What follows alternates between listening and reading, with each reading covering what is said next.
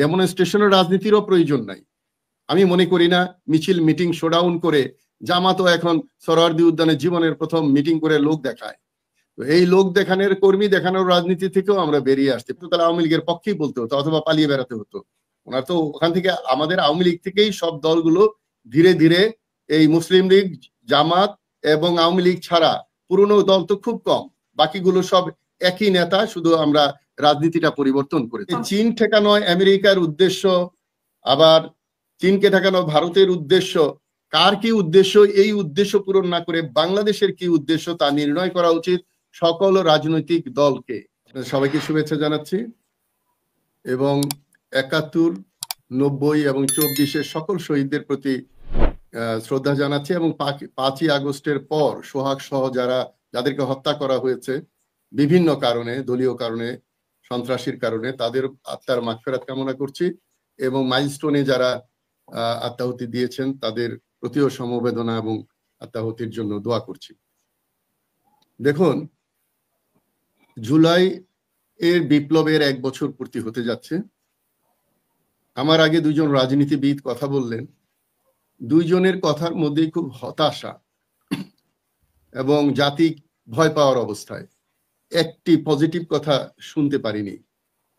কারণ হলো, আমরা ওই দোষারোপের রাজনীতি, মারামারি কাটাকাটির রাজনীতি এবং রাজনীতির পরিবর্তনের একটি কথাও শুনলাম না। ৫ই আগস্টের পর যে পরিবর্তন জাতি আশা করেছিল, সেখানে শুধুমাত্র জনগণের মধ্যে একটা সংস্কার হয়েছে যে আমরা আর স্বৈরাচার চাই না, তো চাঁদাবাজ চাই না, চাঁদাবাজের প্রতিরোধ গড়ে উঠছে। নারায়ণগঞ্জে দেখলাম লাঠি মিছিল হচ্ছে, দোকানে দোকানে লাঠি রাখছে। তো মানুষের মধ্যে একটা সংস্কার আসছে এবং এই সুযোগটা যে কোনো একটা দল, বড় দল নিতে পারত জাতিকে সংগঠিত করার জন্য। এইটা না করে আমরা শুধু অন্যের যে বদনাম করি, আমিও পক্ষে না। মহসিন রশিদ যা বলেছেন অনেক কিছুই সত্য, যে সরকারের যে দুর্বলতা এগুলো আমিও বলি, কিন্তু এই সরকারের পরিবর্তে আমরা এই যে সরকারই আনবে, সেটা তো আর দল আনার অপশন নেই। মানে পরিবর্তন যেটা আনার সেটা তো সরকারই আনবে, অন্য দল তো পরিবর্তন, দেশের যে পরিবর্তন আনার জন্য সবচেয়ে বড় স্টেক হোল্ডার হলো জনগণ এবং রাজনৈতিক দল। সরকারকে উড়িয়ে দেওয়া যায়। আজকে এনসিপি যা করছে, এনসিপি ঘুরে গিয়ে সরকারকে চাপ দিচ্ছে। সরকারকে চাপ দেওয়ার মতো ডেমনস্ট্রেশন বাংলাদেশে এখনো হয়নি এবং ডেমনস্ট্রেশনের রাজনীতিরও প্রয়োজন নাই। আমি মনে করি না মিছিল মিটিং শোডাউন করে জামাতও এখন সোহরাওয়ার্দী উদ্যানে জীবনের প্রথম মিটিং করে লোক দেখায়। তো এই লোক দেখানোর কর্মী দেখানোর রাজনীতি থেকেও আমরা বেরিয়ে আসতে পারিনি। রাজনৈতিক পরিবর্তনটা খুব জরুরি ছিল। আমি যেটা বলছিলাম, আপনি এবং আমরা চারজন এখানে যারা আছে, আমাদের কাউকে উপদেষ্টা বানান দিলে কালকে আমরা বদনামের একটা ফিরিস্তি পাবো, এমন কোনো লোক নাই যে বিতর্কের ঊর্ধ্বে। এবং তাদের পরিবর্তে কাকে দিলে ভালো হতো, এটা ডক্টর ইউনূসকে সবচেয়ে আগে বোঝা উচিত ছিল।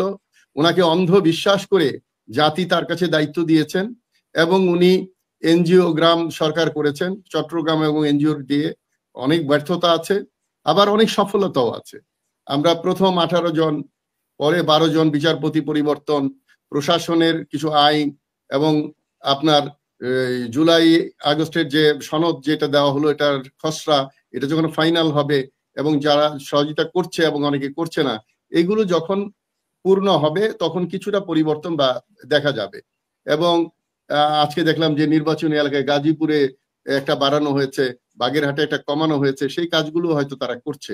বাট আমি নির্বাচন খুব কাছে দেখি না, অ্যাডভোকেট মহসিন ভাইয়ের মতো, যে নির্বাচনটা বোধহয় খুব কাছে নয়। এখানে হাবিব ভাই বললেন যে 36 দিনের কৃতিত্ব দিতে রাজি নই, কিন্তু ওনাদের নেতারা কান্নাকাটি করে এই কৃতিত্ব দিয়েছিলেন, ওনারা কথা ঘুরিয়ে ফেলেন। কিন্তু ভারত যে 13 দিনে বাংলাদেশ স্বাধীন করেছে, এর বিরুদ্ধে কিন্তু ওনারা বলেন না যে না, বাংলাদেশে আমরা যুদ্ধ করেছিলাম, এই ভারত বাংলাদেশ স্বাধীন করে দেয়নি 13 দিনে। এই কথা কিন্তু ওনারা বলেনি, ভবিষ্যতে হয়তো বলবে না। কিন্তু এই 36 দিনে বিপ্লব হয় না এটা ওনারা বলেন, কিন্তু কান্নাকাটি করে। আজকে জিয়াউর রহমানের সহধর্মিনী যে মুক্ত হয়েছেন, এটা 28 তারিখে হয়নি, 28 অক্টোবরে হয়নি, এটা 5ই অগাস্টে হয়েছে। ওনারা স্বীকার করেছেন। এই সত্যটাকে স্বীকার করতে হবে। আজকে এই হাবিব ভাই যদি আওয়ামী লীগে থাকতো তাহলে আওয়ামী লীগের পক্ষেই বলতে হতো অথবা পালিয়ে বেড়াতে হতো। ওনার তো ওখান থেকে, আমাদের আওয়ামী লীগ থেকেই সব দলগুলো ধীরে ধীরে এই মুসলিম লীগ, জামাত এবং আওয়ামী লীগ ছাড়া পুরনো দল তো খুব কম, বাকিগুলো সব একই নেতা, শুধু আমরা রাজনীতিটা পরিবর্তন করেছি। দেখুন, বিএনপি বলেছিল মানুষ সংস্কার বোঝে না, আর এখন বলেন আমরা সংস্কারের বিপক্ষে কখনো বলি নাই, আমরা সংস্কারের পক্ষে। আমরা আমাদের যে জোট এটাও কিন্তু সংস্কারের পক্ষে। আমরা সংস্কারবিহীন নির্বাচনে এই জোট যাবে না, এবং সংস্কার না হলে ওই নির্বাচন কোনো অর্থবহ নির্বাচন হবে না। বিএনপি বলেছে মানুষ ভাত চায় না, ভোট চায়। কোথায় পেয়েছে আমি জানি না, ডক্টর মুইন খান বলেছেন। তো সুতরাং আপনি দেখেন, উনি বলেছেন সাজোয়া বাহিনীর গাড়ি দিয়ে এই এনসিপি কে সাপোর্ট দেওয়া উচিত না। এটা আমি সাপোর্ট করি যে এইভাবে রাজনীতি করা উচিত না, এবং আমি মনে করি এনসিপি পুরনো বন্দোবস্ত, পুরনো নিয়ম, পুরনো দেখে যেটা জামাত পারে নাই, পাখা মার্কা পারে নাই, তারা কিন্তু সরাসরি মানুষ দেখানোর চেষ্টা করছে। এটা আওয়ামী লীগ বিএনপির রাজনীতি থেকেই আসছে। আমরা এলাকায় গেলে ওই বিএনপির পোস্টার এবং ধানের শীষের পোস্টার ছাড়া আর কিছু দেখা যায় না এখন, যদি ওনারা খুলেছিলেন, এখন আবার দেখছি যে সেগুলো আবার ভরে গেছে। তবে রাজাকারের বাচ্চা কথাটা কয়েকবার উচ্চারণ করেছেন আমার ভাই হাবিবুর রহমান। আমি মনে করি আপনারা বড় দল, বড় মানুষ, এইভাবে বলা উচিত না। এবং এই গালাগালিটা শুরু হয়েছিল কিন্তু ওই যে ভাসিয়ে দিবে, বঙ্গোপসাগরে উড়িয়ে দিবে। তারপর আবার একজন বলল আপনাদের প্রবাসীদের কিসের ভোট, প্রবাসীরা ওখানে যায় বাপ মারে ভাই বোনরা টাকা পাঠানোর জন্য। এই যে আপনাদের রাজনীতি, এক একজন এক এক কথা বলছে। এই আপনাদের চেয়ারম্যান, ভারপ্রাপ্ত চেয়ারম্যানের কথার সাথে কোনো মিলই নাই। সুতরাং নিজের দলের দিকে দেখতে হবে। জামাত চাঁদাবাজি করে ধরা পড়েছে, এটা আমরা জানি, কিন্তু পার্সেন্টেজ কম। এবং জামাতে কি করেছে এটা উনি প্রশ্ন করেছেন, তারা কি ভালো কাজ করেছে। জামাতের প্রপোজালেই কিন্তু তত্ত্বাবধায়ক সরকার হয়েছিল, যখন মাগুরায় আপনারা নির্বাচনকে বানচাল করেছিলেন, এবং যখন আপনারা ওই যে প্রধান বিচারপতির বয়স বাড়িয়ে ক্ষমতায় থাকতে চেয়েছিলেন, আওয়ামী লীগও ক্ষমতায় থাকতে চেয়েছে, আপনারাও থাকতে চেয়েছেন, এরশাদও থাকতে চেয়েছে, কিন্তু কেউ পালায় নাই, শেখ হাসিনা পালিয়ে গেছে। এখন মহসিন ভাই বলছে দেশে কি সরকার আছে? চমৎকার কথা। আমরা প্রথম দিন থেকে বলে আসছি যে এইটা একটা সোনার পাথর বাটি সরকার, অর্থাৎ অর্ধেক পুরনো অর্ধেক নতুন করে একটা কিমাকার একটা জিনিস করেছেন।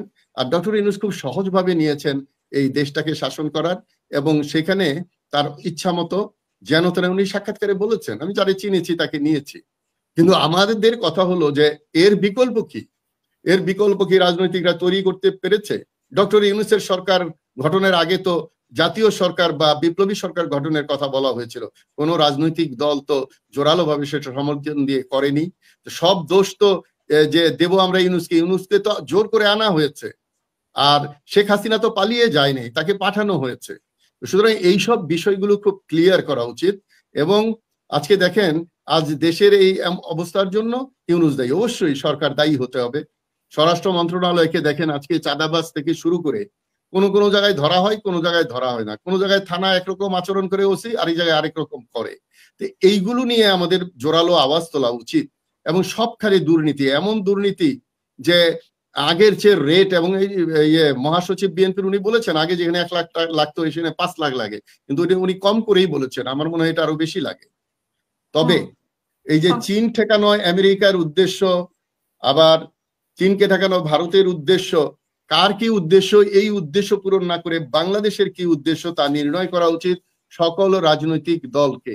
আমি মহসিন ভাইকে বলবো, মহসিন ভাই, আজকে এই 5ই আগস্টের পরে সবচেয়ে বড় দল হিসাবে বিএনপি ডাক দিতে পারতো সবাইকে, আসেন আমরা বসে দেশটা কিভাবে পরিচালনা করব, কিভাবে কাকে সহযোগিতা করতে হবে, কতটুকু করবে, এরকম একটা ডাক দিতে পারেন। ওনারা দেন নাই, কারণ ওনারা জানেন ওনারা ক্ষমতায় যাবেন।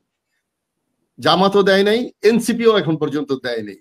আমরা 40টা দল প্রায় একসাথে হয়ে আমরা কথা বলছি, এবং এই যে মহসিন ভাইয়ের যে দল, ওনারা শোডাউন মিছিল মিটিং করার মতো ইয়ে করে নাই, গণফোরাম কখনো করে নাই, ওনারা করে নাই, আর ছোট দলগুলো করে নাই। তো এই যে বিশৃঙ্খলার রাজনীতি থেকে আমরা ফিরে আসতে পারলাম না, এটাও কি সরকার দায়ী? এইটা যদি ঠিক করতে পারতাম তাহলে সরকার সোজা হয়ে যেত।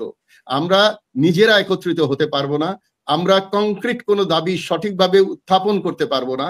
আমরা জাতীয় যে ঐক্য যে কমিশন করেছে, এটা আমরা বলেছি যে এটা জাতীয় ঐক্য কমিশন না হয়ে জুলাইয়ের স্পিরিট বা জুলাইয়ের যেই জন্য আন্দোলনটা হয়েছিল তার উদ্দেশ্য কার্যকর করার জন্য কমিশন করা উচিত ছিল। আর এই সরকার কোনো ক্রমেই ইয়ে নয়, নিরপেক্ষ নয়, নিরপেক্ষ হতে পারে না। কারণ একটা আন্দোলনের মধ্য দিয়ে আন্দোলনের ফসল হিসাবে এই দল এই সরকার এসেছেন, এবং ওনারা, আমরা মনে করি ওনারা রাজনৈতিক নয়। সরকার গঠন করাই একটা রাজনৈতিক বিষয়, উপদেষ্টারা থাকা, তাদের মন্ত্রণালয় চালানো একটা রাজনৈতিক বিষয়।